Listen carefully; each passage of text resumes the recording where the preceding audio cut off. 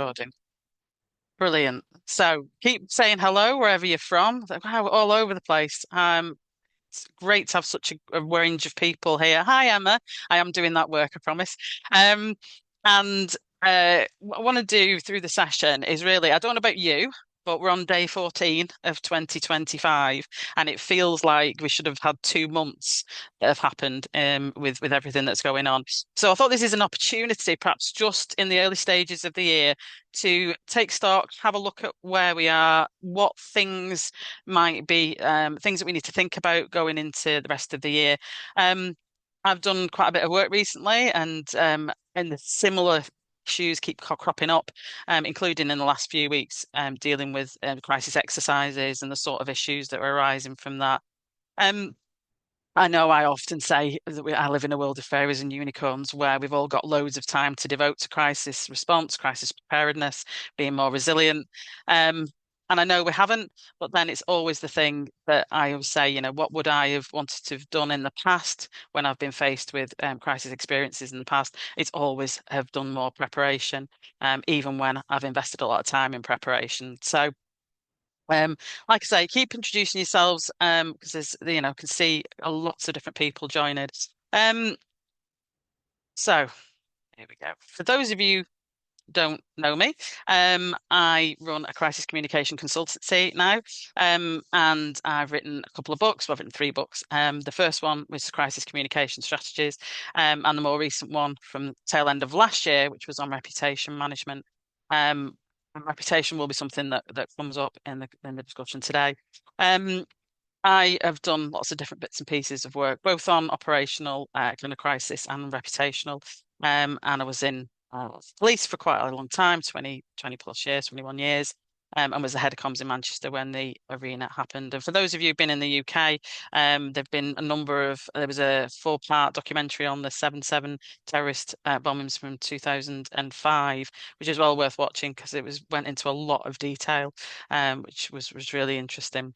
And I also am the chair of the Emergency Planning Society's Communications Professional Working Group, which is a group of kind of comms people who work in these sort of emergency planning areas, just looking at how we can improve. And that's the kind of key for everything that I try and do on a day-to-day sort of basis. So it's great to have a whole range of different people joining today. I've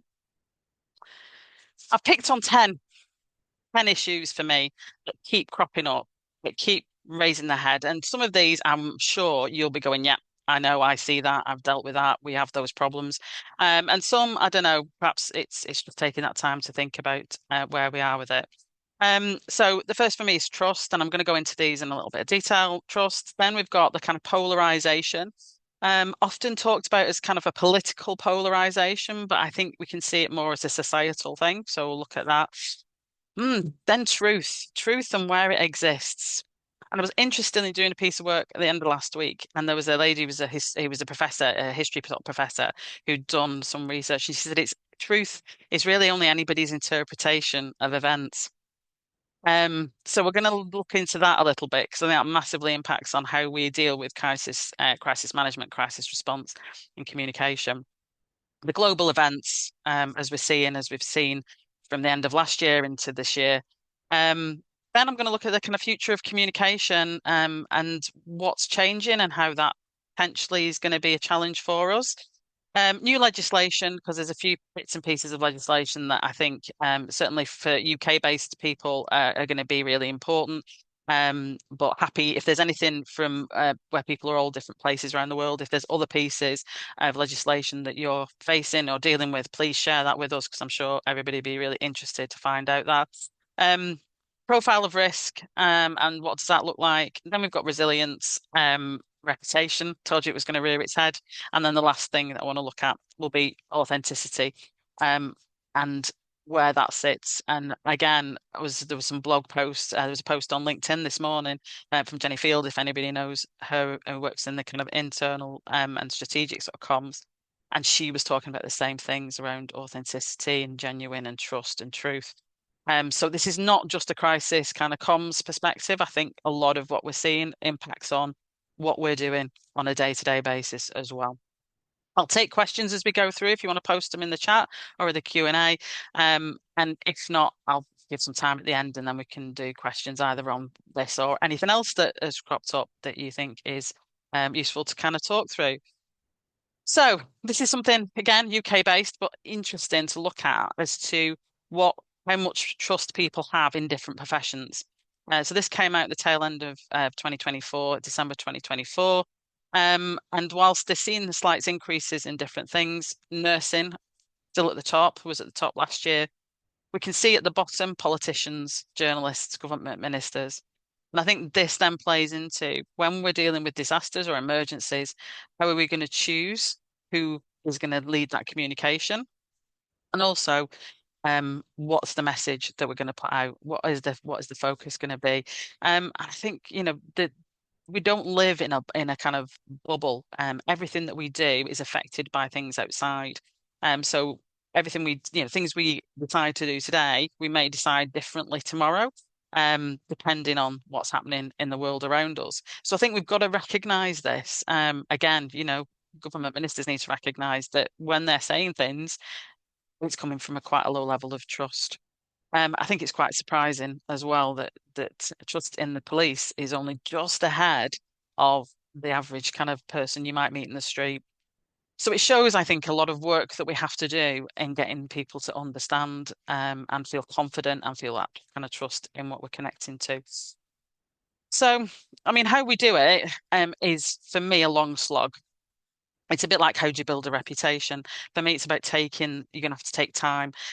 And often people see crisis communications as that thing that kind of is an add-on. We've got a crisis comms plan. Have we done these sort of things?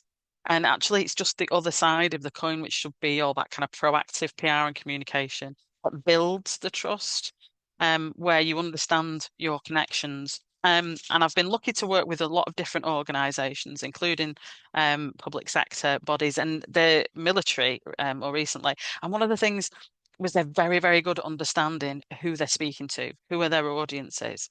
And if you think about how we prepare for crisis comms, we don't often get into the detail of who are the audiences that we really need to speak to. We tend to be quite generic a lot of the time because we're doing the plans before anything happens. So we need to understand those connections, where they are, what's their level of trust in your organisation or the businesses that you're working with. Again, I throw this question out a lot. Do you have a kind of understanding of what reputation that business, that organization that you're involved with has at this point in time? And we don't, because it's incredibly costly and expensive to get all this sort of information together.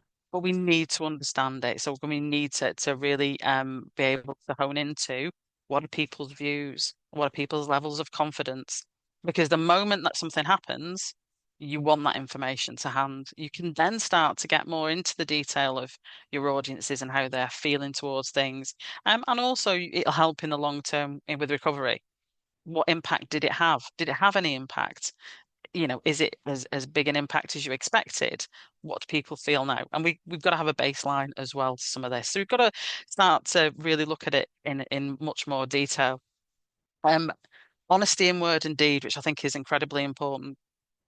Are you actually saying what's happening? And we'll talk about the challenges of truth in a second. But also, are you reflecting it in what you do? Um, and we all know this. It's often, the organization saying the right things. It's giving you that information, but it's doing something completely different, which then undermines. And when we're looking at building trust and confidence, things are incredibly important to us. Those are really kind of critical to how we move forward. Then we need to take care with the narrative or the story, and that'll kind of go into a bit more detail when I talk about trust. But we often look at what we need to say, what's the story that we want to put together. And we're not looking at it from different perspectives.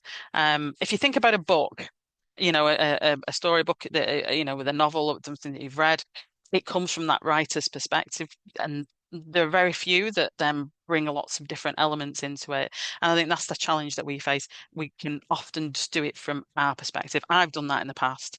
This is the kind of position. We'll tell you kind of this is what the situation is, and actually not really then full understanding the full impact of it? What does it feel like to everybody else?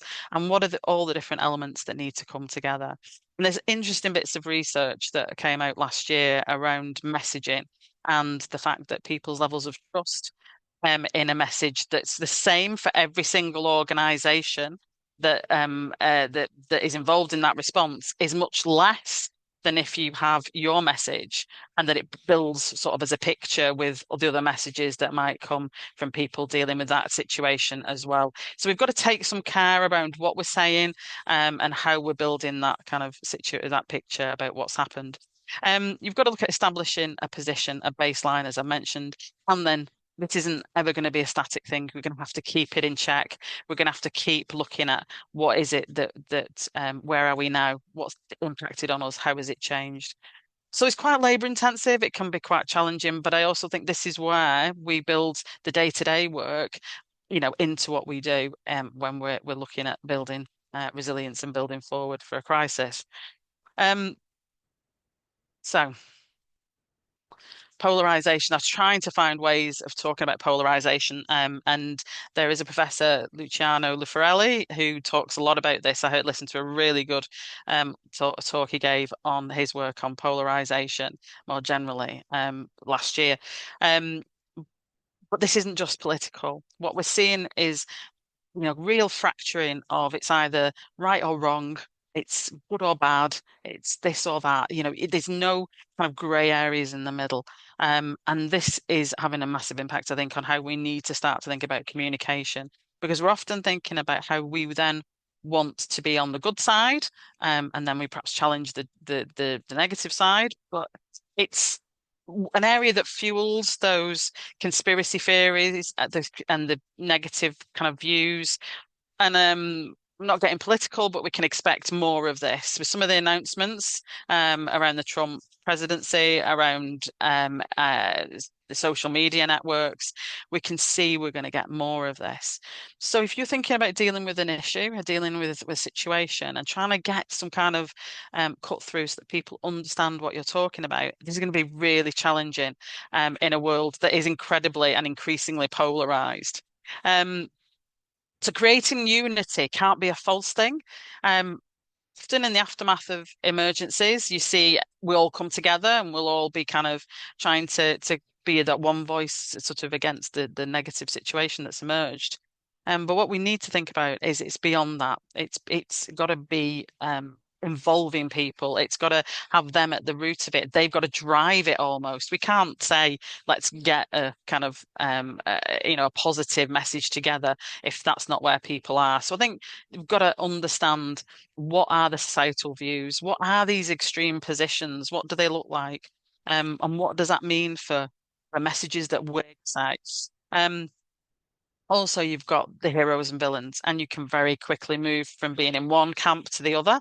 If you want to put yourself as a hero to a situation, you can very quickly become a villain. And we've got to take care about how we talk about our responses to situations so that we're not creating that sort of hero position. But we are providing the facts and kind of details of the situation. If you don't talk about things, and I've seen that increasingly from organizations that are under pressure, if you are silencing, but using silence as a position, it is a position that you're taking. So we can't see it as well, we're not going to take a position because we're going to stay silent, because that silence is interpreted now as taking a position. So again, often people default to we're not going to respond. But you need to make a conscious decision that that is the right course of action. That's a course of action that you need to take at that point in time. So I would always, like I say, be really clear why and how you are potentially not responding or are staying silent on a particular issue or subject, particularly if it involves you as a business, particularly if it's, incredibly kind of important in your sector. Also situations around avoidance or the creation of situations. I think avoidance, as in we're just going to not talk about it, just going to brush it off. We'll talk about gaslighting, which I think is an increasing challenge for everybody around how do you move from explaining a situation to gaslighting. And there's some interesting kind of pieces of research that I was looking at just ahead of doing this session. And we need to look at considering the consequences of what is going on in this mad world that we're in at the minute. What does that mean for us as a business? What does that mean for us if we have an incident or have a situation that we're managing? And this is ever changing. So we've constantly got to try and be one step ahead. And I think this is the way that we can try and address hopefully some of the polarization if we if we can at any point. And there is no magic wand with a lot of these things. Where does the truth lie? So interesting in that we often use the truth and we talk about truth. And it is really important in trying to get into when you're in a crisis or an emergency, or if you look at the wildfires in America, what was the truth about who is doing what, about what's happening in Los Angeles? But it's really like that professor said, it's a version of the truth. So I, in my past, put out messages from police about situations, but it was that policing perspective on the truth of that situation. It's not really definitives, I think that is quite challenging for us because we often want the definitive of this is the facts. And definitely in crisis situations because the situation develops and emerges and more information comes to light. So again, we've got to be really careful about what we are claiming is the truth at that point. And we're challenged massively in the world we're in now by fakes, by misinterpretations, and by fake news in all its forms. So how do we kind of deal with that? I had to use the Pope in his puffer jacket because the deep fake stuff is here and it is challenging. And there's no simple answers to it as to how we address it at the moment, at this moment in time, anyway. Um, and then, interestingly, I don't know if people on the session have kind of picked it up, but I was always been talking about misinformation and disinformation and the difference, the intent. Misinformation's not is false information, but spread with no intent to mislead. It's just inaccurate. Disinformation's got the intent. But then this has appeared in the tail end of 2024, and that is malinformation, which is information that is your information, as an organization. So it's your facts, but it's removed from its original context in order to mislead, or manipulate. So that takes us into another world, doesn't it? Of how, and particularly thinking of AI and how people manipulate information or how they're going to use it for kind of fake news aspects in its broadest sense. Malinformation adds a different layer to it. It's not just that, it's the information that you've put out that then gets used against you. Um, and none of this is really simple to deal with. It's important that we build it in, for me, we build it into plans. Have you got a crisis communication plan that talks about how you're going to address misinformation, disinformation, and malinformation? How are you going to tackle it head on? Are you going to, use silence, avoidance, ignore it? And I think we've got to be really clear, and we need to, as practitioners, be really clear with senior people who are dealing with a kind of crisis or a disaster response, how we will address it, what we will do. Um, and there's no simple answer to it. There's some really good information that's available, but government in the UK, gov.uk, has some work on dealing with disinformation, as does the EU and lots of other kind of government bodies. Um, but you can see it every day now. Every time we've got a disaster, an emergency, this is going to be the fundamental problem that we have. How do we get the messages that we need to, get them trusted, get people to be able to take the action they need to against a backdrop of conspiracies and confusion and people misusing information? Um, so for me, this is what's transforming. I think a lot of what the crisis communication work I'm doing is into that it's not just about here's the processes, which are really important, but getting into the detail of when and how you are going to deal with these things, and in what ways you're going to deal with them, online, offline, etc. Um, so I hope that's a bit of kind of food for thought around some of that. I also think we've got a massive issue around, are you correcting information or are you gaslighting people? And gaslighting, it comes up regularly all the time. Um, so we've got to think, and again, I was looking at how do we address the kind of gaslighting problem. I've got no like easy answers to it. But one of the things I think is always fundamental for us is, have we got facts? So do we have the most up-to-date information? Do we have the right information? Are we putting out the right information? I mean, that's got to be number one for us, really, in addressing both. the kind of fake news elements, but also this issue of whether we are gaslighting or not. And I also think it's an issue around where power lies. So where is the power kind of um, balance around this whole issue? So, if you're in a very strong position of power, and I've seen it with politicians a lot, and they're correcting, it's one small step to them become gaslighting because you're not recognizing the most important thing, which impacts on virtually, I think, everything, particularly post-COVID and post-pandemic, which is focusing on people's feelings and not just whether the information is right or wrong. And this is a challenge for us. I think it's a challenge for senior leaders because we can talk about, is the grass green and is, whatever and all the rest of it. But what we're not talking about is how people feel about that patch of grass. So I think it's a different mindset that we need to kind of get into. And I thought this was an important line, which I've got, and I'll send when I send I'll send the link to this for people who are not able to attend, and I'll also send a few links that I thought were useful. And one was a document from Robin Stern, who's a PhD and at Yale Center for Emotional Intelligence. Because he said, remember, you can't control anyone's opinion, even if you're right. And I think that's an important message that we need to share in our organizations because often that's what the position we end up in when there's been some kind of disaster, emergency, crisis, or incident. So we need to think about that as well. Um, so I'll send also, there's a really interesting document about gaslighting, what it is and how to stop it, which again I'll share because I talk about gaslighting so much now. I think it's really important we kind of share it and look at what we can do to deal with it and to address it.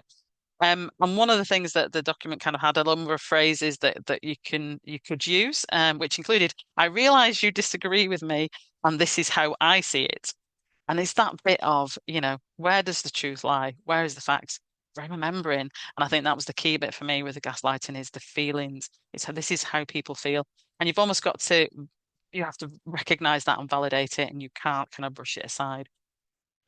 Why is it different? I think this has always, it's always been there. It's always been the case. But I think because of all the elements we've been talking around, the misinformation, the way the world is moving, and we'll talk about social media shortly, then I think it's incredibly important that we um, recognize how quickly correcting can be seen as gaslighting. So the weird and stressful world of social media. Um, it's not good at the minute, is it? In lots of respects, and yet it's there and it's causing problems. So there is for me this definite position of needing to um accept this is the world we're in. And we can't keep railing against it because it's just a wasted energy. We can try and improve things and we can try and develop things. But the fact that TikTok exists like it does and Meta's decided to remove the kind of fact-checking element and all these other things, that they are the facts of how we are and what we have to deal with and how we're going to have to look at responding. Um, in the UK, there is obviously the new Online Safety Act, which came into existence at the end of last year. Um, I'm not sure yet we've seen any particular kind of significance from it. If anybody has, then obviously I'd be interested to kind of hear if anybody's found it very useful in any way at all. But it does make some of the kind of terrible behaviour we've seen, as you can see outlined there, actually a criminal offence. I think the challenge will be how that then translates into any kind of action. Um, so again, social media, the Elon Musk and Mark Zuckerberg getting incredibly close to Trump, Trump having his own Truth Social, and all this world is incredibly fractured now, and that's what I wanted to kind of just draw attention to because I know we've all talking about do we come off X? Do we carry on Twitter as it is always be to me? Interesting bit of something I picked up at which looked at the drop in terms of traffic to Twitter, traffic to X. It is decreasing. There is a big problem with it. And as you can look at, this was from Ofcom in the UK, looking at where young people are looking for news. Which you can see, it's like Instagram, TikTok, YouTube.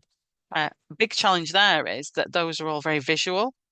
And I would challenge anybody as to whether they've got in a crisis comms plan how to present visual, film footage, whatever, in the same way as we have messages pre-prepared.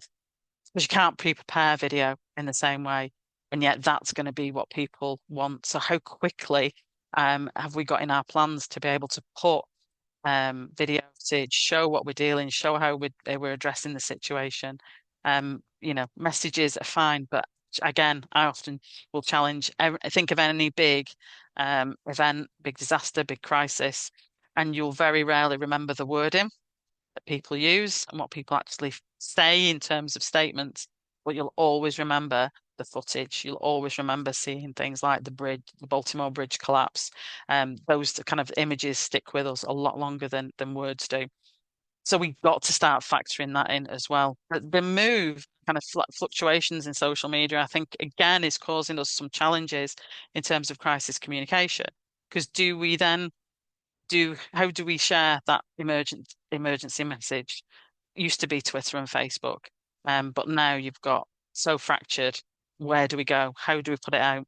And we've got to look now in a different way at things like TikTok, which is becoming much more of a news channel.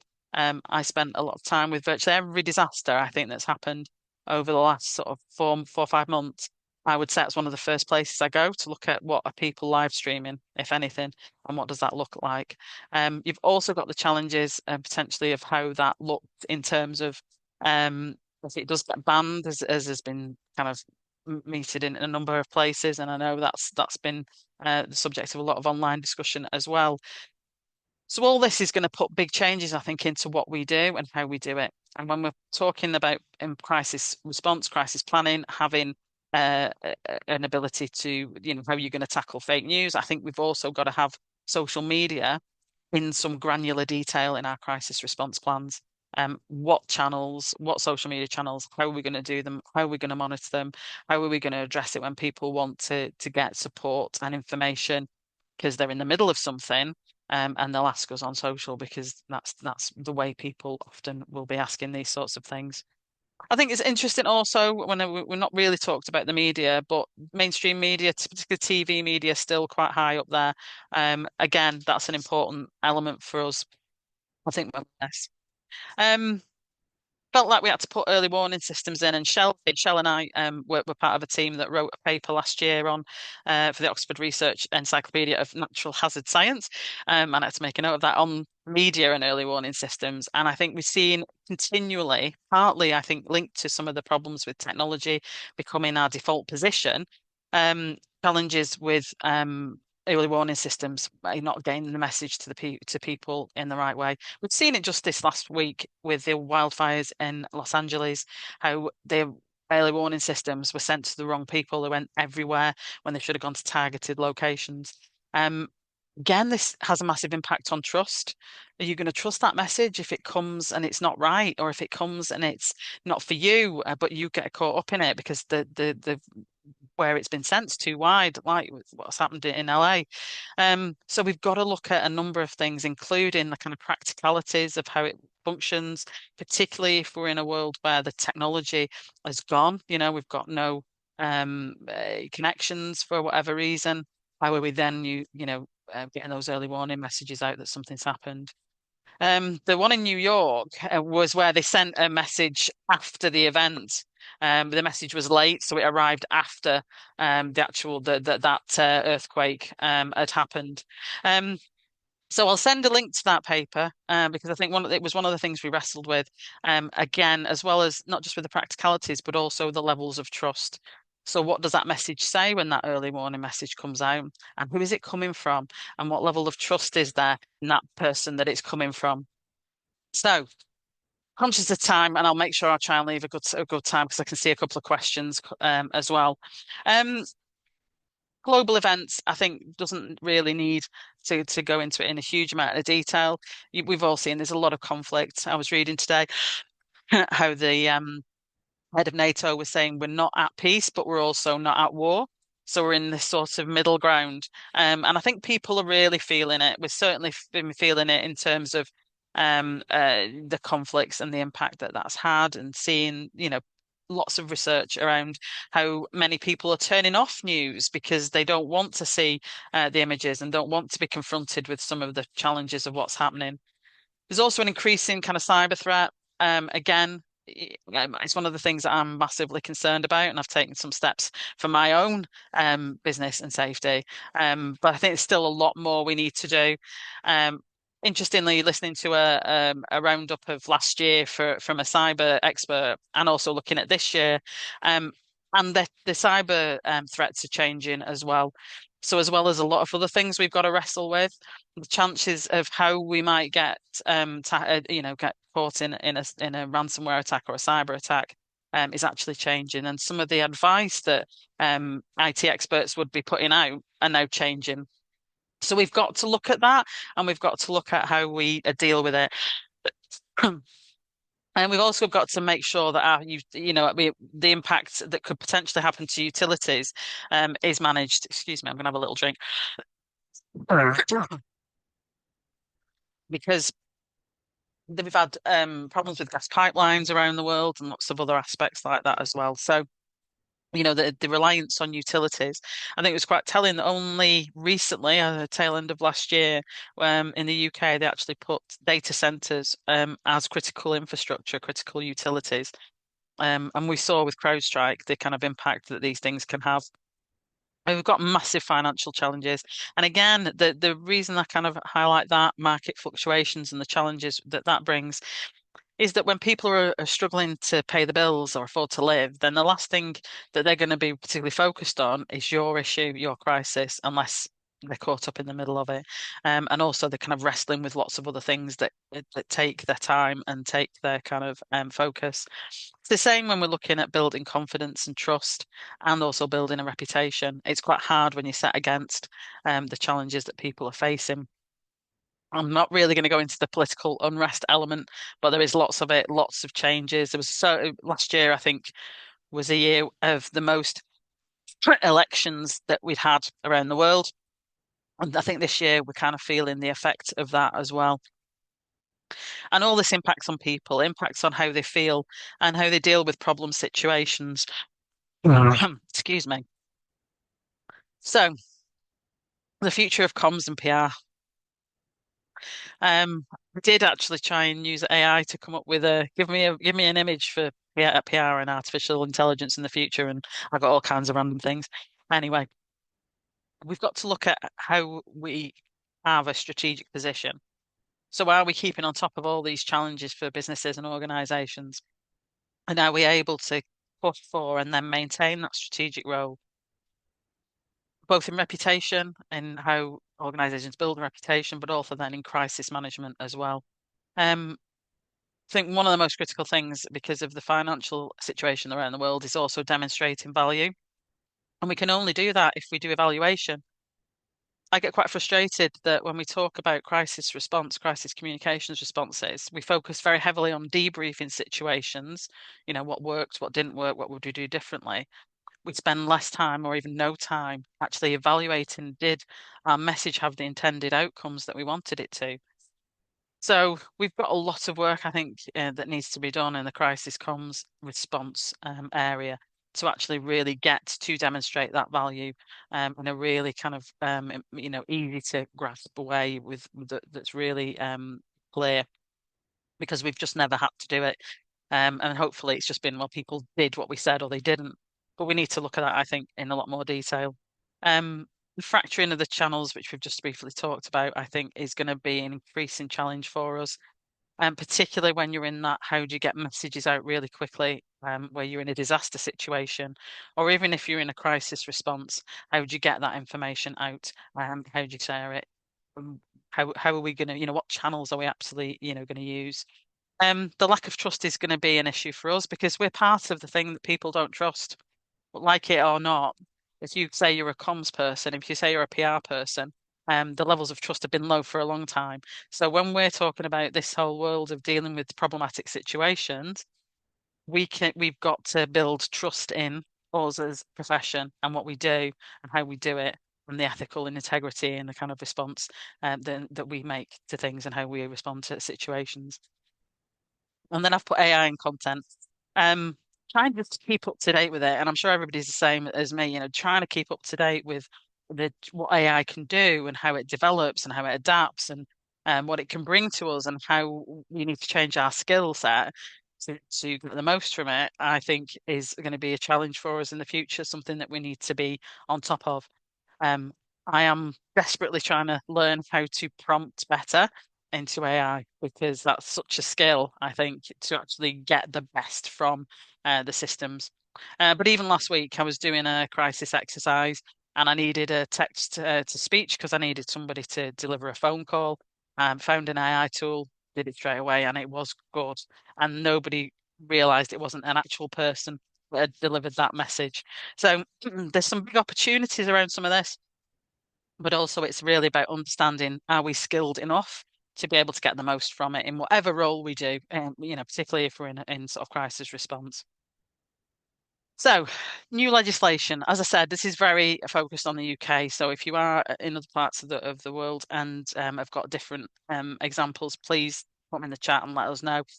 There's two bits of legislation alongside, obviously, the Online Safety Bill, Safety Act as it is now, that I think are going to be important this year. The first is the what was called Martin's Law, which is the Terrorism Bracket Protection of Premises Bill, which is going through its final stages now before ratification. And an amazing woman, Figan Murray, whose son died in the Manchester Arena attack, who has spearheaded this, which is all about making sure that UK premises and where there's public venues, public events, take steps to reduce harm from a potential terrorist attack. So it's kind of something you would think should have always been in place for certainly big venues, but this is going to impact on a lot of smaller venues and also if you're in event management, I think the issue of risk and addressing risk and putting these kind of steps in place for this terrorism protection of premises bill, but also for any other kind of potential problem, I think is really escalated. We've seen that with the incidents that have happened over Christmas in Germany and then obviously in America on New Year's Day. Um, it's really important to look at all that sort of detail around risk management when we're dealing with events and situations. And it's something that the group that I'm a part of in the Emergency Planning Society have been looking at to see how we can provide some additional kind of guidance or support around those sorts of issues. So hopefully we might have something to share with you in the near future. And then I think the other one that again I've talked quite a bit about, and if we did a webinar with myself and the Professor Lucy Easthope, looking at the duty of candour, or what was known as the Hillsborough Law, which is supposed to be in place by April 2025.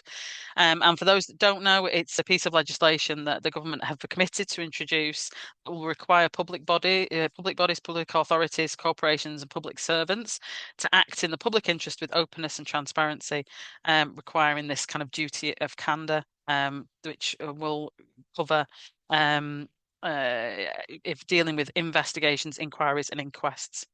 So that kind of goes over a big timescale because that can be from the immediate dealing with that issue right the way through to a public inquiry, probably 3, 4 years later. So there's a lot that I think is tied up in that, and I could spend, as we did, a full hour talking just about that.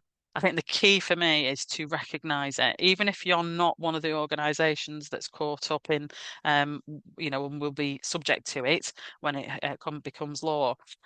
Be aware of how it might change people's mindsets towards how people talk about incidents, how people talk about emergencies and crisis, because you may then find that that standard gets applied more broadly by the general public, by the court of public opinion. So keep an eye on that and how it progresses. I'll be trying to share as much as I can as and when this starts to kind of wend its way through the government channels. So keep an eye on both those things. I had wanted to share the World Economic Forum's Global Risk Report, but it's out tomorrow. It's not out yet. So keep your eyes peeled for that tomorrow.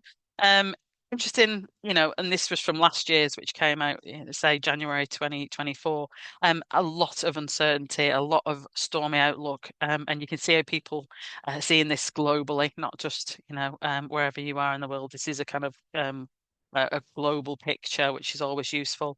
Last year, the key issues that were highlighted for the next 2 years and the next 5 years were around climate and weather crises, which we're all sort of experiencing in different ways, but also then things like misinformation, and global political unrest, and then the 5 year also included artificial intelligence.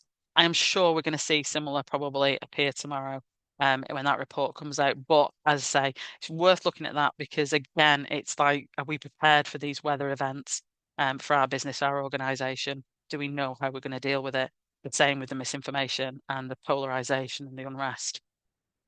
So, just a couple of things before I'll move to try and get through the questions. Resilience wise, it's tough.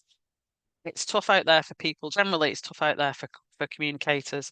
And we've got a lot we're trying to juggle. The continued pressure, budgets, and lots of other things. As well as then, when this crisis hits, you've got to try and deal with that.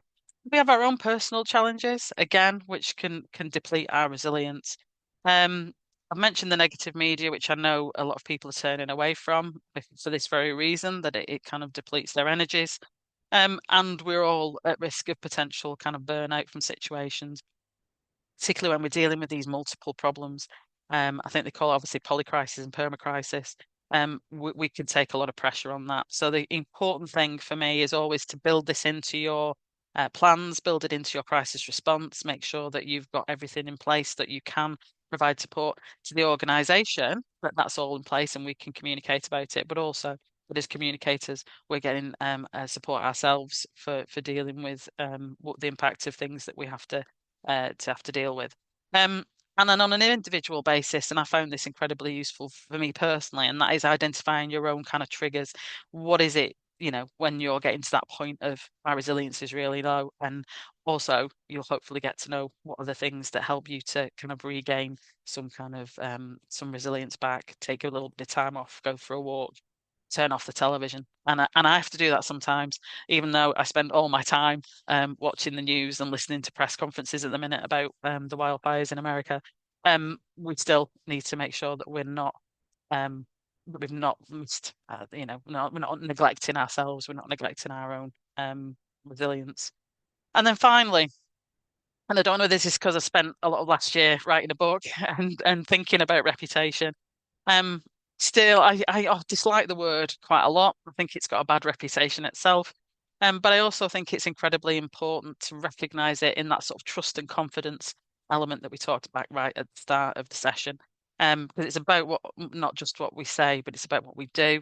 And it's about bigger things, culture and behavior of organizations. We've seen that a lot where there's reputational crisis that emerge. It's culture and behavior. When you can't communicate your way out of something that you've behaved your way into as a business. So we've got to look at that. It's a whole business approach as well. So I think we've got a big part to play as communicators, but business, reputation is owned by the whole business or organization, not by one section, and it kind of threads its way through. But I'm not going to bore you with a kind of a whole book's worth of nonsense that I put together. Um, we've got to build it ahead of problems, as we said, so that you become well, that's not like them. They're usually really good. Can't understand why this has happened, rather than, oh, yeah, they're always like that. That's always the problem we face. So building that ahead of time, build your reputation as much as you can. And I do reputation management or reputation kind of engagement or however you want to term it. It needs a comprehensive plan. It needs something that everybody in the organization owns. So I do think it's got a part to play when we've got this crisis response, but in the basis of how it supports that trust and confidence and hopefully gets you the position of trusted voice that people will listen to you when you've got things to say. So just before I move to the questions, what can we do? Because that might have felt like, I don't know, it's not too depressing, but with amidst all that sort of stuff that we might face, what can we do? Look ahead and prepare. Preparation for me is so important on a lot of things. Also, not being complacent. Again, I've been working with a couple of retired police officers on a few different things, and that's the thing they forever say in the sessions that we run and we do together is complacency is your biggest enemy. And I think that's the case. So you've got the plans, you've got the processes, test them. Are they still fit for purpose? Do they cover some of the challenges that we know we're going to face? Do you understand the risks, your risks, and the bigger risks that hopefully we'll get the World Economic Forum's view on tomorrow? And be ready to move quickly. I think the speed is always so important. It's got faster and faster. And we'll have seen this. You'll have been like me watching some of the events that have happened over recent months and the speed with which video footage, images, people are talking about it. It's so fast now. And we've just got to be ready for that because that's not going to change anytime soon. Um, I am a big push this year for me to try and, get people to think about who are they communicating with, who is that audience, who are the people that you're trying to connect with when something happens, and trying to do some kind of real understanding around whether people like the term audiences or not, but who the people are that you're communicating with, and reviewing your channels, how they're used, and particularly how they're used under pressure. So, you may dislike X, I think a lot of people do, but it might need it to still be there if you've got an emergency and you need to use it. So it's about really understanding your channels and linking that as well to the audience information. Keep learning and developing. It's great to have you here to kind of go through this as well. And then the final thought for me is just assessing everything from a viewpoint of those who were affected. And I'm sure if anybody's heard me talk before, this is one of the things I'm very passionate about. That bit of, whose narrative is it and who's got that information, and actually you've got to see it from a much broader perspective than perhaps we have done historically, and in different ways. So if you don't know, I produce all kinds of bits of things. This is a kind of precursor. I've got a number of different training sessions I'm running this year. The QR code there will take you to the page on my website where the training sessions are. So if you're interested in any more details of anything, feel free to kind of look at that or get in touch with me and have a look at the newsletter or things I do. That's a QR code. I'm a QR code mad today. A QR code that takes you to where the books are on, well, if you're interested in the books. So, really interested in, let's now just having a look at some of the questions that have come in. Um, so, let me go here first. Suzanne, in political campaigns, I have dealt with misinformation, disinformation. One of the big issues is the speed at which you have to try and establish the facts, where the information comes from, and the intent to then figure out how you respond. It's time consuming and demanding. And I think you're absolutely right there, Suzanne. Yeah, it is. It is. I think there's a whole piece of work, which is why I say it's an important part now of plans to look at. Um, what how are you going to address it, and almost like workflow it. I'm big into workflows. So how are you, what's the assessment criteria we're going to use, what is the action you're going to take, and almost like workflow it out, because that will help to can almost bring everybody else into the position of understanding what you're already doing, because that misinformation, it may be a number of different people that we're going to be trying to address it. And I also think, when you look at it, again, there's lots of academic work now on how do you address it to the psychology of dealing with crisis.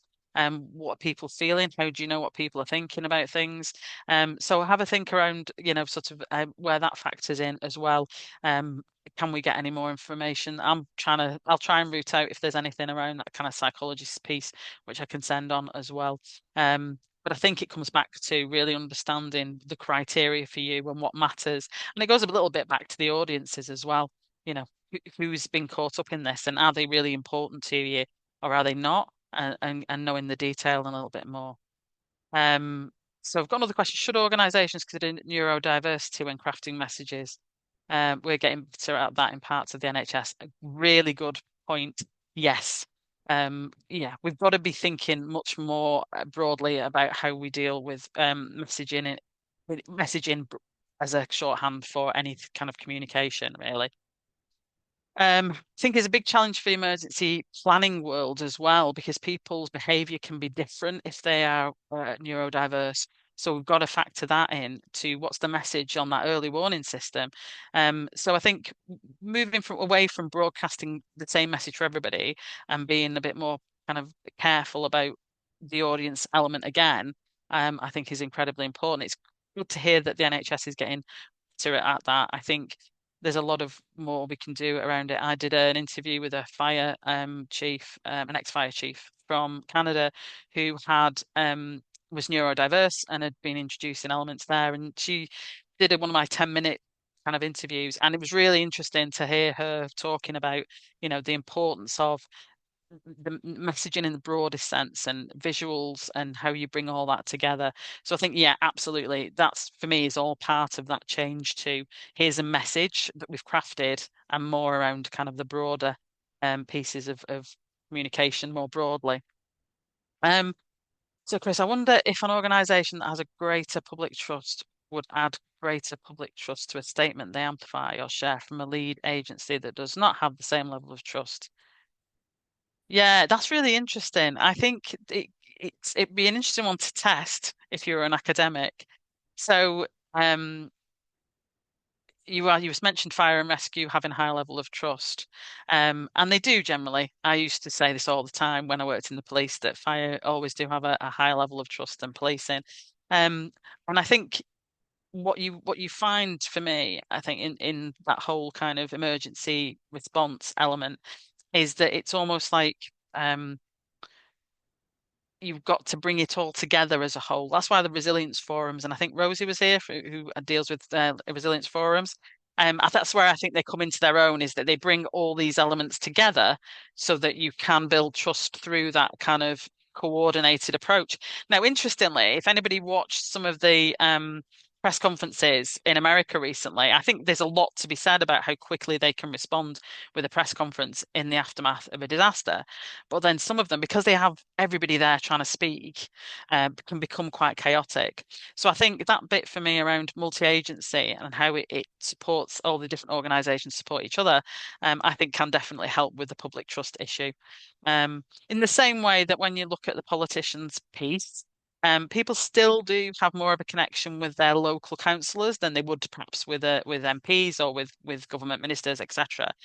So is there a role to play in that kind of, them with that in that world of Facebook neighborhood groups as well? So yeah, I do.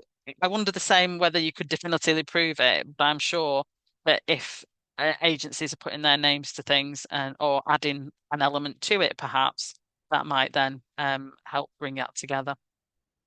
Okay, let me just have a look through the chat because I know I've missed a couple of questions that were in there. How significant is it that Blue Sky isn't registering, even with huge fall in numbers from Twitter? I know, Richard. I wonder that with Blue Sky.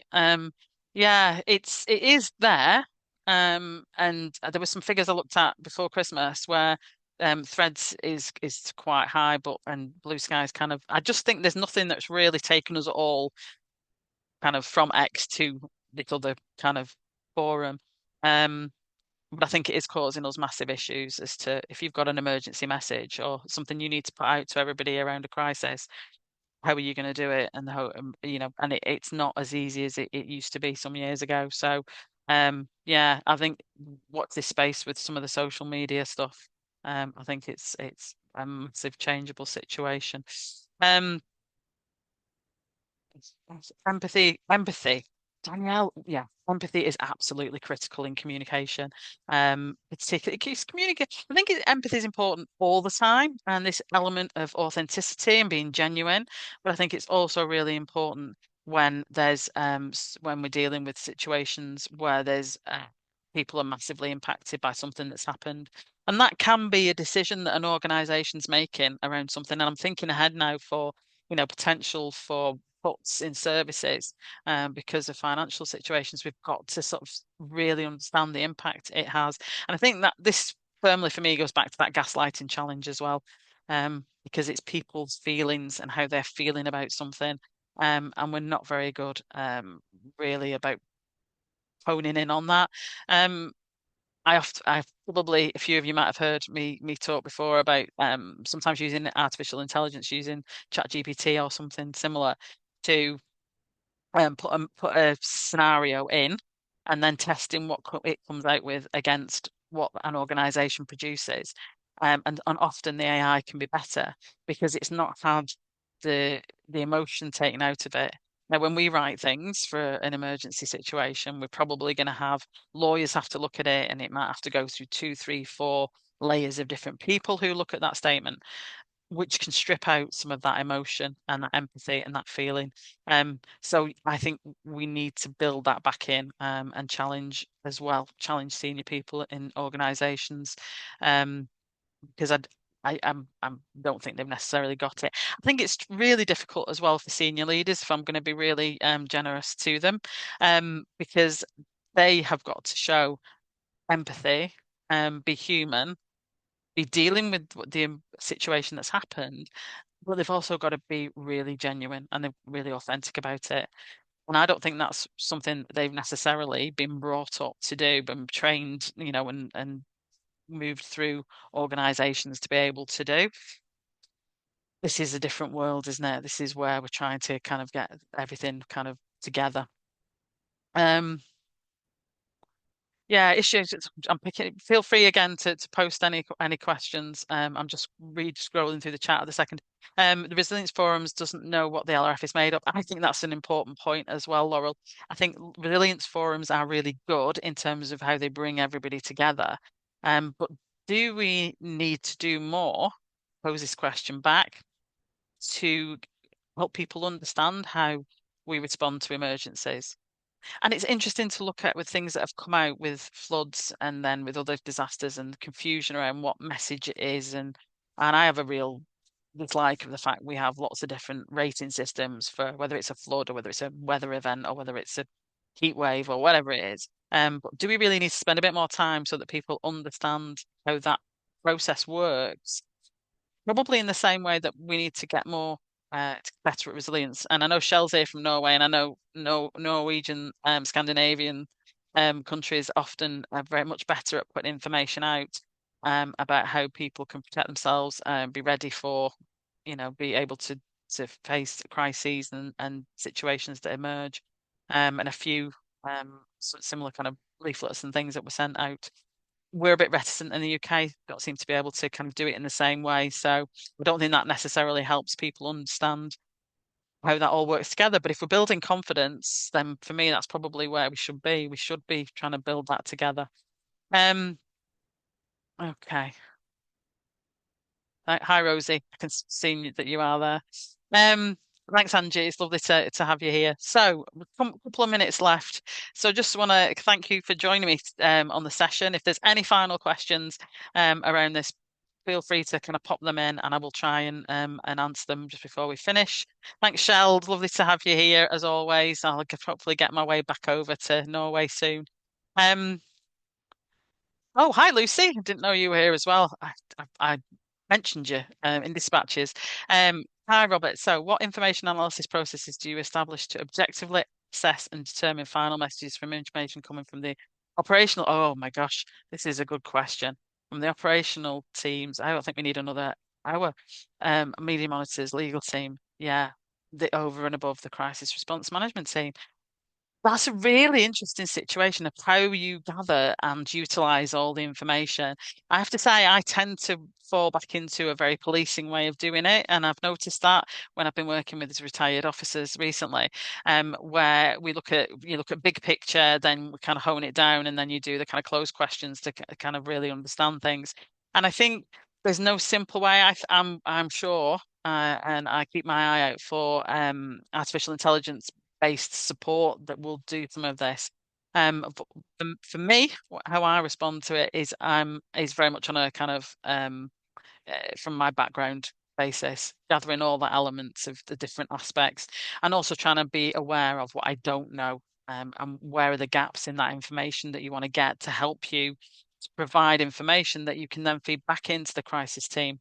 Ultimately, and an interesting discussion I've had recently around what's an operational decision and what's a communications decision, and there's a grey area in the middle.